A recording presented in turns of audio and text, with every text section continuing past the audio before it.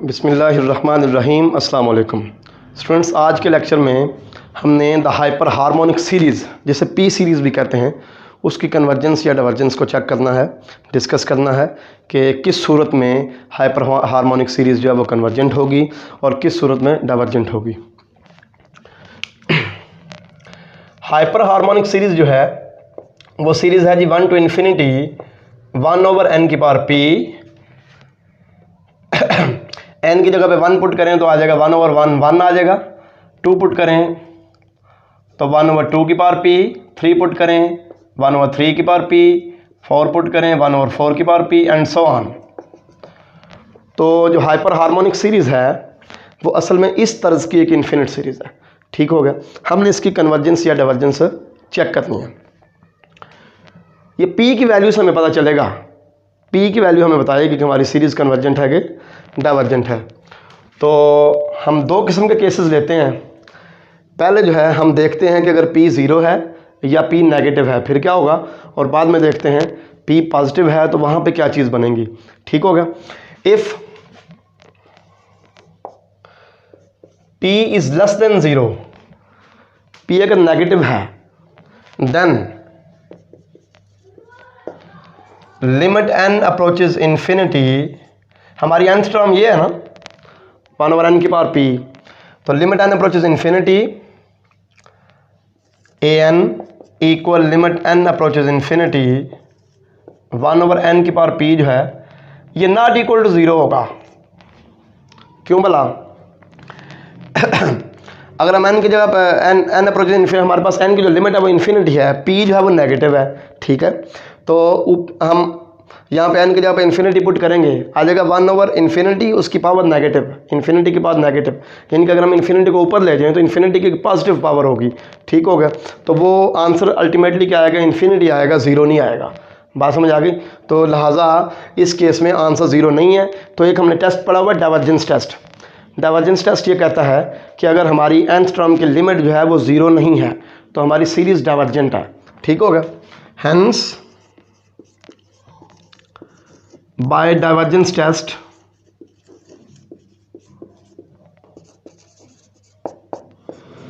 The series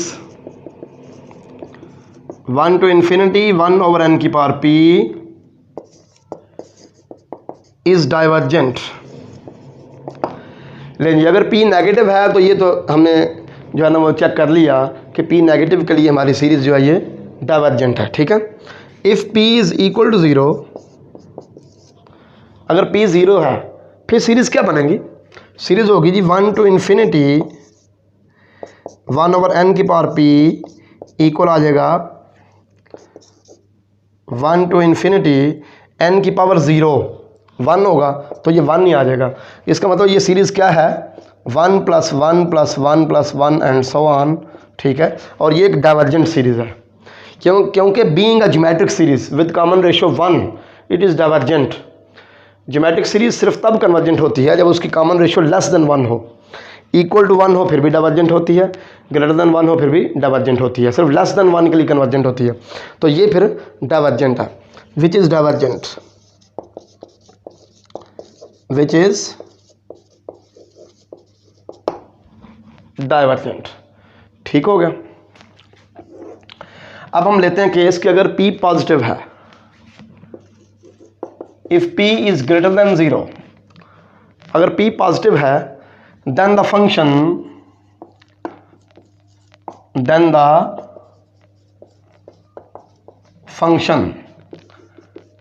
f of x equal x की power -p। हमने यहाँ पे ना nth टर्म में n की जगह पे x पुट कर दिया। ठीक है, क्योंकि हम यहाँ पे इंटीग्रल टेस्ट यूज़ करना चाहते हैं। ठीक होगा। If p is positive then the function f of x equal x की power -p is positive and decreasing on the interval 1 to infinity। इस इंटरवल में हमारा ये फंक्शन पॉजिटिव भी है, डिक्रीजिंग भी है। आप चेक कर ले 1 से इन्फिनिटी कोई वैल्यू भी x की जगह पे पुट करें तो आंसर जब वो पॉजिटिव ही आएगा। ठीक हो गया। तो इसलिए ये पॉजिटिव भी है और डिक्रीजिंग, जो हम x की वैल्यू बड़ी करते जाएंगे क्योंकि x की पावर नेगेटिव है तो आंसर छोटा आता जाएगा। पॉजिटिव भी हो गया फंक्शन, डिक्रीजिंग भी हो गया। तो यही दो कंडीशंस होती हैं इंटीग्रल टेस्ट के लिए। इसका मतलब हम यहाँ पे इंटीग्रल टेस्ट यूज़ कर सकते हैं ताकि हमें पता चल जाए कि हमारी सीरीज़ कन्वर्जेंट है कि डाइवर्जेंट है पी पॉजिटिव के लिए। ठीक होगा जी।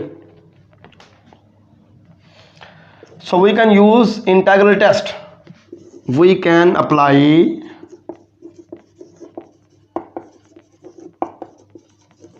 इंटीग्रल टेस्ट, हम इंटीग्रल टेस्ट अप्लाई कर सकते हैं। ठीक होगा जी। 1 to infinity f(x) dx equal आ गया जी 1 to infinity f(x) की वैल्यू x की पावर माइनस पी है, तो ये आ जाएगा x की power minus p plus 1 over minus p plus 1। ये क्योंकि इम्प्रॉपर इंटीग्रल है तो पहले ऐसे कर लें, लिख लें limit t approaches infinity 1 to t x की पावर माइनस पी dx। अब लिमिट अप्लाई करें, लिमिट इंटीग्रल फाइंड आउट करें। x की पावर माइनस पी क्या हो गया, इसका इंटीग्रल क्या हो गया, x की power minus p plus 1 over minus p plus 1, और लिमिट हो गई जी, लिमिट्स ऑफ इंटीग्रेशन जो 1 से t हैं। अब हम लिमिट पुट करते हैं, पहले अपर लिमिट पुट करेंगे यानी कि x की जगह पे t पुट करेंगे, फिर माइनस लगाने के बाद लोअर लिमिट x की जगह पे 1 पुट करेंगे।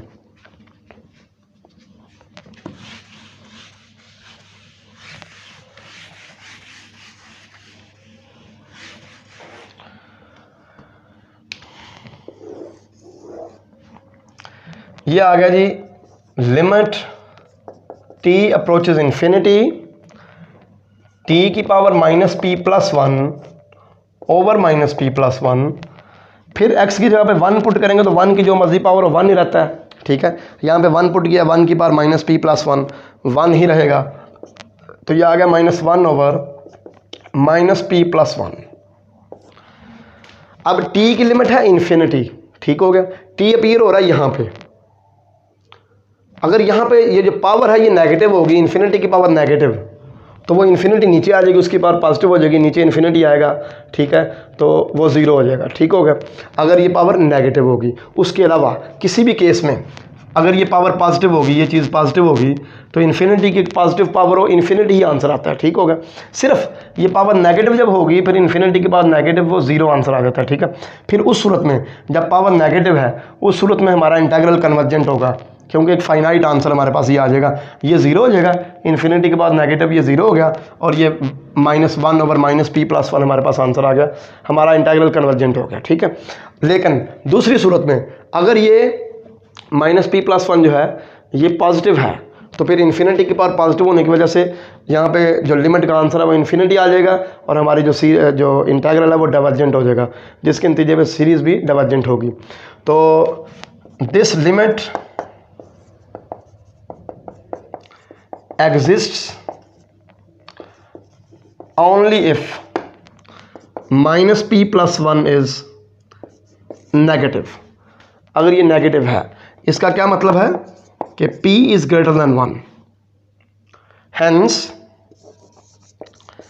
ये जो हमारा इंटीग्रल है 1 to infinity x की power minus P dx converges only when p is greater than 1 and for p less than 1 it is divergent। जब p greater than 1 होगा तो फिर ये पावर नेगेटिव होगी। ठीक हो गया, और इन्फिनिटी की नेगेटिव पावर इस सारे को ज़ीरो कर देगी, तो ये हमारा लिमिट का आंसर होगा। ठीक है, लिमिट का फाइनाइट आंसर होने की वजह से हमारा जो इंटीग्रल है वो कन्वर्जेंट होगा। इंटीग्रल कन्वर्जेंट होगा तो इसका मतलब है कि हमारी सीरीज़ कन्वर्जेंट है। ये सीरीज़ जो है ना ये कन्वर्जेंट है इंटीग्रल टेस्ट की मदद से। ठीक हो गया, और अगर p लेस देन 1 है तो फिर ये चीज़ पावर पॉजिटिव होनी है, इन्फिनिटी की पॉजिटिव पावर इन्फिनिटी आंसर आ जाना, लिमिट एग्जिस्ट नहीं करती, मतलब इंटीग्रल ही डाइवर्जेंट है। इंटीग्रल डाइवर्जेंट है तो सीरीज डाइवर्जेंट है। ठीक हो गया, ये चीज़ें हमने लिख दी। If p is equal to 1, अगर p किसके इक्वल हो, 1 के इक्वल हो, तो फिर क्या होगा, p अगर इक्वल टू 1 है तो हमारी सीरीज़ क्या बन जाएगी, 1 to infinity 1/n बन जाएगी। The series